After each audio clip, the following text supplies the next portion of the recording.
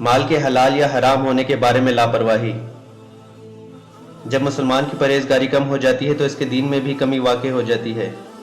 جب اس کے دین میں نقص واقع ہوتا ہے تو وہ شبہات والی چیزوں میں مبتلا ہو جاتا ہے۔ اس کے بعد وہ مرحلہ آتا ہے کہ وہ حرام کا ارتکاب کرنے لگتا ہے، حتیٰ کہ کیفیت یہ ہو جاتی ہے کہ اسے اس امر کی کوئی پرواہ ہی نہیں ہوتی کہ جو کچھ وہ کما رہا ہے اس کا ذریعہ حلال ہے یا حرام۔ جیسا کہ نبی کریم صلی اللہ علیہ وآلہ وسلم نے خبر دی تھی، یہ چیز موجودہ دور میں عملی طور پر واقع ہو چکی ہے۔ حضرت ابو ہریرہ رضی اللہ عنہ بیان کرتے ہیں کہ نبی کریم صلی اللہ علیہ وآلہ وسلم نے فرمایا، لوگوں پر ضرور ایک ایسا زمانہ آئے گا کہ آدمی اس بات کی بالکل پرواہ نہیں کرے گا کہ جو مال وہ کما رہا ہے وہ حلال ہے یا حرام۔ آج اگر آپ لوگوں کے حالات پر غور کریں تو دیکھیں گے کہ لوگوں کی اکثریت ہر طرح مال جمع کرنے کے لیے سرگرم عمل ہے، اور انہیں اس بات کی ذرا پرواہ نہیں کہ یہ مال حلال ہے یا حرام۔ یہی وجہ ہے کہ آج کے دور میں لوگ حرام کاروبار میں ملازمتیں حاصل کرنے اور حرام اشیاء کی تجارت کرنے میں کوئی آر نہیں سمجھتے۔ مثلاً سگریٹ، شراب یا خواتین کے لیے غیر ساتر لباس کی تجارت کرنا، یا سودی کاروبار کرنا، یا ایسے کاروبار کے لیے دکان کرائے پر دینا جو حرام ہو۔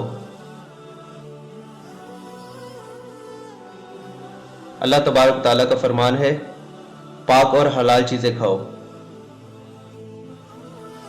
اللہ تعالیٰ پاک ہے اور پاک چیز کو ہی قبول فرماتا ہے۔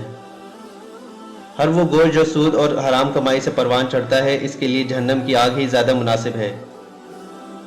جو شخص پرہیزگاری سے کام لیتا ہے اور شبہ والی چیزوں سے بچنے کی کوشش کرتا ہے، وہ لوگوں میں ایک اجنبی شخص سمجھا جاتا ہے اور اسے ضرورت سے زیادہ محتاط ہونے کا طعنہ دیا جاتا ہے، بلکہ اگر وہ رشوت قبول نہیں کرتا تو بعض اوقات اسے اپنے منصب یا ملازمت سے ہاتھ دھونے پڑ جاتے ہیں۔